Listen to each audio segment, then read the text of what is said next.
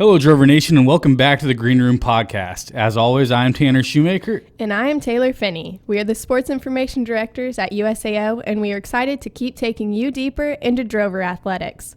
The USAO women's and men's cross country teams have become two teams on the rise in the Sooner Athletic Conference. In 2018, both squads finished with a fifth place finishing at the SAC Championships, and the Drovers had two student athletes qualify for the NAIA National Championship race in Cedar Rapids, Iowa, which was a program first. In 2019, the Drovers have reloaded with talent and look primed to send even more student athletes to the national championship race. We are very excited to be rejoined by USAO Cross Country star James Jones. James, welcome to the show, man. Again. Welcome back. Thanks for having me again. So, due to technical difficulties last week, we had to scrap our wonderful interview with you and Roche, which was a true shame because, you guys, you don't even know how good it's going to be, and you won't know how good it was, but hopefully we can give you a taste of that today. Yes. But, James, this is going to be your first year actually being able to run for USAO due to injuries last year. But, you're a stud. Back in high school, you were part of the #1 cross-country team in the entire country. You guys won 3 consecutive 6A championships here in Oklahoma at Jinx High School. You came from Southern Nazarene University, and there you owned freshman records in 800, 1,500, 8,000, and 10,000 meter races. And in high school, you were the state champion in the 1,600 meter race, as well as the 4x100 meter relay. So you're pretty good. Thank Just you. a little. So tell us a little bit about what you're excited for going into this season, your first season officially as a Drover. Well, it's nice to be able to compete and not be hurt. So, good team, new team. Love the school, love the coach, love the atmosphere. So it was good last year, but just not being able to compete was, not very good. But this year I think it's going to be even better because you got all that good stuff and then getting to compete as well. So. Absolutely, and you spoke on it a little bit. Last year, both of the teams did pretty well. Each team, the men and women, had 5th place finishes in the SAC championship race. And this year, I've been hearing from Coach Hudson since last March about how good cross country is going to be, how good track and field is going to be. You're going to be competing for both this year. But what is it exactly that you guys are seeing that's so different this year? Because, I don't think he's talking about just being better than 5th place. What I've heard is you guys are just going to be up there competing for the championship. You guys are going to be taking a big step this year, it sounds like. What are some of the things that you've noticed that are really propelling you guys to the next level? Well, everyone's working hard, good coaching as usual, and just new recruits, new guys coming in, just new talent, and some people that were hurt last year getting healthy and getting to run. So it's just everything's coming together so far. So it's just exciting. Absolutely. And I know you guys have brought in a lot of foreign athletes, a lot of junior college transfers. I think something that's really interesting about the USAO cross country and track and field teams is you guys bring in people from very different running cultures, but cultures of excellence. You guys have Jamaicans, Kenyans, you coming from Jinx High School. You guys have a tradition of excellence in the cross country and track and field sports. So, what are some of the things you notice that you guys can really gel upon? You guys obviously have a lot of differences based on where you're from, but what you guys can relate on is just how good of teams you guys have been a part of. What different experiences can you guys bring to the table? Well, like you said, we're all from different cultures and everything, but the thing that, easy thing that all binds us all together is we all run, but we're all competitive. We all want to be the best. We're all in it for the team. No one really wants to be an individual here, and that's huge. But yeah, just everyone's culture and stuff you can kind of put to the side and just get along because we're all a family here. So it's absolutely. You guys definitely go through a grind together. Tell us a little bit about what your practice schedule is like. I know you guys are usually up pretty early in the morning. Being in Oklahoma, I'm sure you guys do a little bit of work in the afternoons to get used to that heat. But just tell us a little bit about what your guys' daily grind is like, what your guys' practice environment is like. Well, 6 a.m. morning practice, so it's pretty early.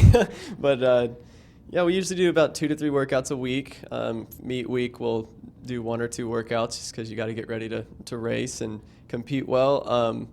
this week we had a hard run on Monday, so we had a really good minutes workout. So it's just hard effort and then some short rest in between to kind of simulate a race, and then just some strides, just to loosen up the legs and everything. But everything else has been pretty easy this week, just getting ready for the race tomorrow. So.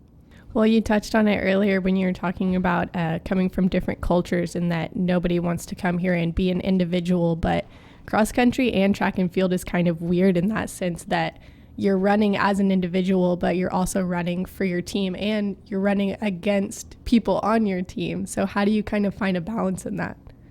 Well, I think having an ego, in most sports isn't good, but, you got to try to protect, your turf, I guess, if you want to call it. But you want to do the best that you can. And it's a special sport in a sense that if I do better, the team benefits, and like directly. It's not well, I did this, but that took away from someone else. It's if you do better, the team will ultimately benefit. And so I think that helps a lot. And just the motivation behind it's not just about you, it's about the team, because that's what really matters. And I think that's awesome. And I mean, you're speaking on this, but I'm sure that you guys motivate each other. I mean, if I see James Jones out in front of me 5 steps, I want to be running a little bit harder to make sure I cut that ground. Is that something you guys do out there on the track and out on the course?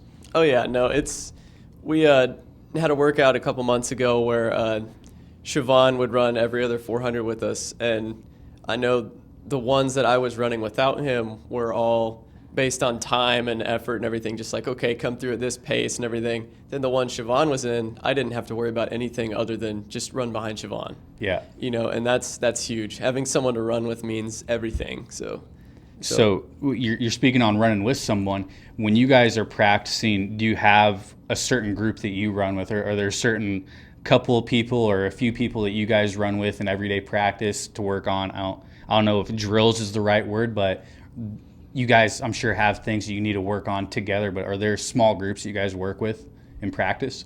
Yeah, our coach divides us up into groups with guys that are kind of similar talent and similar, shape. And so we'll go and run with guys that we know we can run with or that will push us a little bit. And so it just kind of depends. I mean, you don't want one of your guys that runs 100 to run with the guys that run an 8K. So, because it's a little bit different event there. Right. And I think from the outside looking in, it's very easy for just a spectator to say that, well, when you guys are running in practice, it's the exact same as it is in a race. I mean, it's just running. Come on, it's the same thing. But you tell us from the insider's point of view, how different is practice from an actual race? I mean, it depends. When we're racing early season and stuff and just kind of getting into things, sometimes practice is more competitive because when you're trying to win nationals and trying to be one of the top teams, like, we're going to have some of the best guys in the race anyway. But when you get to championship racing and stuff, the mentality kind of changes. It becomes more of the race is of huge importance because you don't move on if you don't win. So, and that's one thing that I think is interesting. What are some of the things, I mean, obviously running is a huge grind. I'm sure it's something where you guys have a constant battle of not getting burnt out because, I mean, doing something so monotonous, I'm sure you can get tired of it. What are some of the things you guys do to stay energetic about your guys' sport? I mean, it's obviously a grind. What are some of the things you guys do to keep it interesting? Well, a lot of people on the team, including me, like, we love the sport. And so, which is hard to believe, I know, because most people don't. But when you've done it for so long and you're on a team that, wants to run, wants to win, wants to get a championship together, and really just genuinely cares about each other like family, you look to your left and look to your right and see everyone else is suffering with you. So you want to keep going for them, not only just yourself. So I think that really pushes you through it. So you guys are just crazy and enjoy the pain. I guess so, yeah. So obviously you guys are having to go through pain. What are some of the things you guys do to take care of your bodies to keep from getting shin splints or just lower body injuries? Well, stretch every day. Got to stretch and roll out and make sure you get good warm up and cool down in, because if you don't do those, you get hurt, and that's not good. trainers have been great. You go to the trainer if you're hurting at all, and they'll tell you what to do because they know a lot about that stuff. And then ice baths help a lot with that. Yeah, just stretch. And how many pairs of shoes do you go through in a season? Ooh, let's see. So you got August, September, October, November, December. So probably 5 in cross country. 5. Wow. Yeah, and then probably about the same in track, if not just 1 or 2 less. So it adds up quick. I mean, Definitely an aspect I never thought of. Yeah, you're burning through tires. I mean, Yeah. putting a lot of mileage on those things. Yeah. So we're speaking about the upkeep of track and field. What about the nutrition? I'm assuming you guys have to eat a truckload of food every day just to have the energy to keep running. What are some of the things that you try to focus on when it comes to nutrition? Well, I should probably do better, but I just try to eat a lot because we burn a lot of calories, and if you're not bringing in enough, then you're just going to get hurt and break your body down. So, because just like any other sport, and like pitching, I'm sure from experience, is you're tearing your arm apart every time you throw. When you run, you're breaking your body down. And so having that time to heal and giving your body the fuel to heal is important. And when I was at SNU, we did a study on in one of the classes I was in on how many calories we ate a day, and mine was 9,700.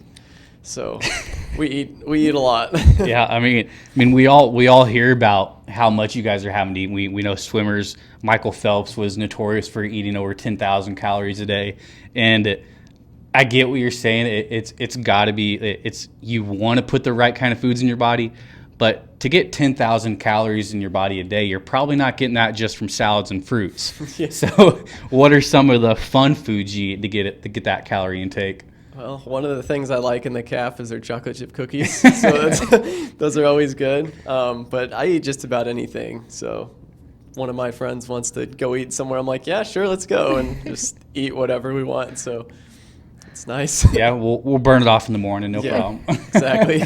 And on the other end of that spectrum, you're talking about how you fuel your body, but both of us know, all three of us know firsthand, being in college, you hardly find time to sleep and sleep good. So how do you balance college work, practices, and then giving your body enough time to heal itself?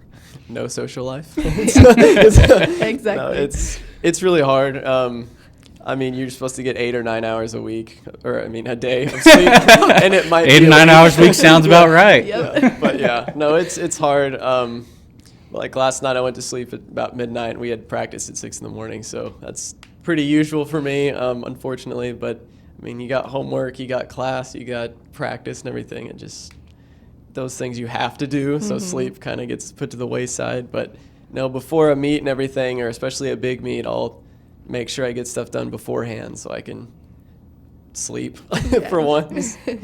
That's one thing that I've never really competed in cross country or track and field, but I've always admired the work that those athletes are able to put in, because it is just such a grind. I can't imagine going out there just running every day. Obviously, when I played baseball, we did a lot of running conditioning, but that's not the only thing we're going there every day. So I have a respect for you guys just because you seem a little crazy.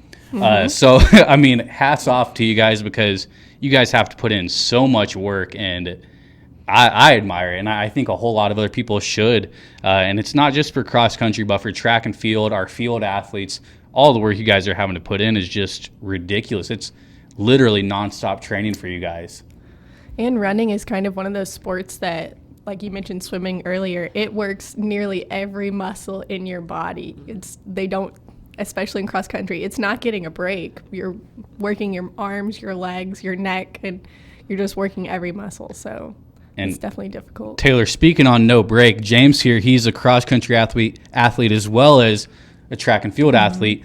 Tell us a little bit about the events that you're going to be running come cross country season, or come track and field season. Well, cross country will run at 8K pretty much all year, which is just under 5 miles.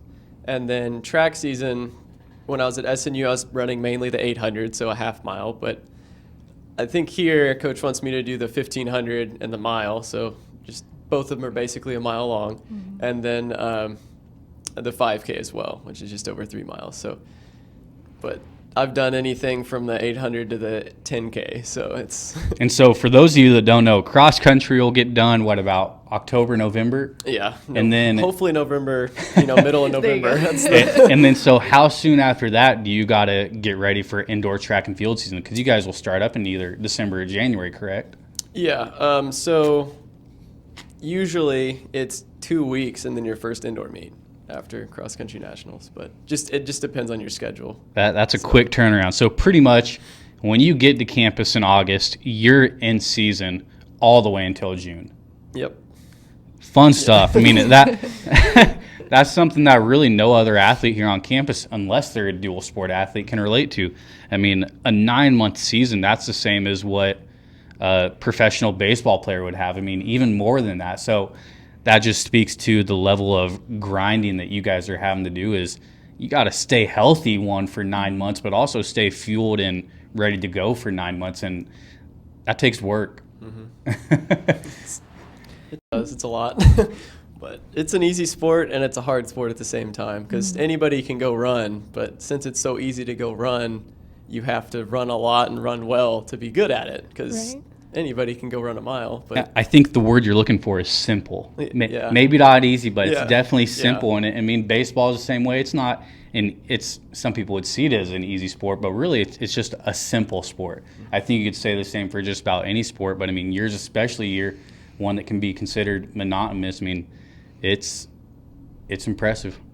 And running's one of those, I guess it's like one of my therapies. When I need to clear my mind or something, I just go down to the high school track in my hometown.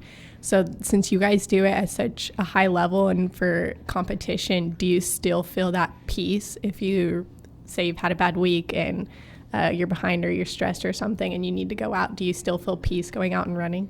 yeah, I try not to stress about anything. So I usually don't have any, I like to go on a drive or something, because I usually have already run that day. But yeah, no, when I don't run, it's weird, and being out for 30 weeks last year was just like awful, like just not being able to do anything. But yeah, no, running is definitely one of those things that relieves stress and just is great. And I don't think it really matters what level you're at. I think it's still. And so what is it about running that made you fall in love with it? What is it that really got you into wanting to do this for so long? Well, I got dared to start in 5th grade, but I mean, I just fell in love with it. I've always loved running for some reason. I'm one of those weird people, I guess. But just competing and everything, I'm really competitive, so just wanting to do the best that I can. And running is one of those sports, it's just the more work you put in, the better you get. So it's not like you could go and pitch every day and then just have a bad game. Like, if you've put in the work and you feel good that day, you're going to run well. So, and obviously winning helps, which is something that you've been lucky enough to be used to. I mean, from high school all the way through college so far, you've done nothing but succeed, it seems like. So hats off to you, because I'm sure that makes things a whole lot more fun, as it would in any other sport. What was it about USAO that made you want to come here and compete? Because obviously you were at SNU, you succeeded at SNU, but what was it that drew you to USAO? Well, Connor Holt left Oklahoma City University and came down here, and so I followed him here. And he's since left, but he brought Brian Worthington, who's our coach now, down here, and he's been amazing, and that's been the running side of it. But, I mean, I fell in love with the school, and just the professors are great. I love all the people, and just the staff and faculty here are just amazing. They just genuinely care about the students and just want everyone to succeed. And I think should be everywhere, but it's just not. Right. And sometimes it gets hard to remember that you're student athletes. So it's still a big part of why you're here. And I've heard time and time again from our student athletes how great the staff is here and how much the professors actually care. So it's so exciting to hear that. And just for the people that don't know, tell everybody what your major is. I'm a chemistry major. So. Yeah, fun stuff, man. You're getting even more crazier the know. more we talk to you. Yeah, I'm sorry.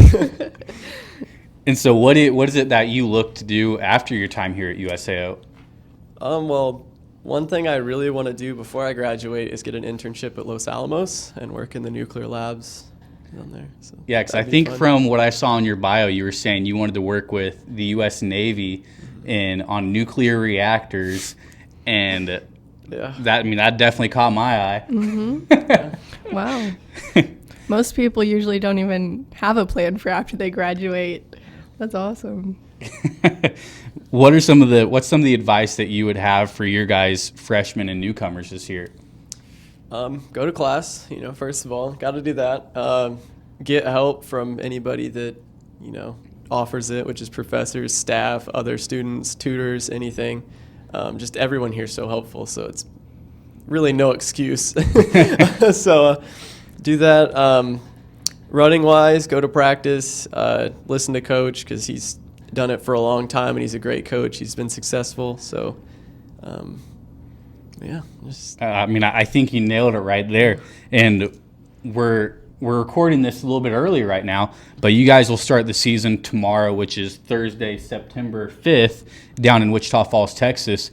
Give us a little bit of a future prediction right here. What do you expect from tomorrow's race for the men and women? It's going to be hot. So why is it going to be hot? Because, we were talking earlier, you were saying how normally races are going to be in the mornings, but tomorrow you guys are going to be having to race in the heat of the afternoon. Yep. I think you said 97 degrees. Yep. So besides all that heat, what are some of the things you're expecting out of the squad? I'm excited. We had some of our guys running a road race last Saturday and ran pretty well. And if that's any indication of what we do tomorrow, I'm really excited for the team. We're looking good this year, and I think if we can get out there and get one under our belt and just continue to grow as a team, I think it's going to be a great day. So. Absolutely. You guys, this first one, you said it's kind of a smaller meet, but you guys are going to be going in meets this year against some Division I opponents also. I know you said the Chili Pepper Festival down in Arkansas. You guys are going to be seeing some great runners this year, and I think everybody here is excited to see how we stack up, especially with all the great news we've been hearing from Coach Hudson and Coach Worthington about this year's teams. And I know we're all really excited to see how you guys stack up this year because we've been told nothing but good things about y'all. Thank you. I'm excited too. I'm excited to see it too. It's gonna be a great year. Well, James, we want to thank you for coming back and joining us. We apologize for the technical difficulties we had last time, but we love talking with you guys, and we look forward to having more cross-country and track and field interviews here on the Green Room. Thanks for being a great guest, man. Yeah. Well, thanks for having me again. Thanks. The Drovers started the 2019 season September 5th down in Wichita Falls, Texas at the Endurance House Stampede. We can't wait to see how the Drovers do this year. Drover Nation wishes both teams the best of luck in 2019. You can follow the teams on Twitter at USAO TFXC to catch an inside look at their season. Next week, we will take a closer look at another newly developed athletic program, USAO's revitalized men's and women's golf teams. Until then, always remember, your talent is interesting, but your character is impressive.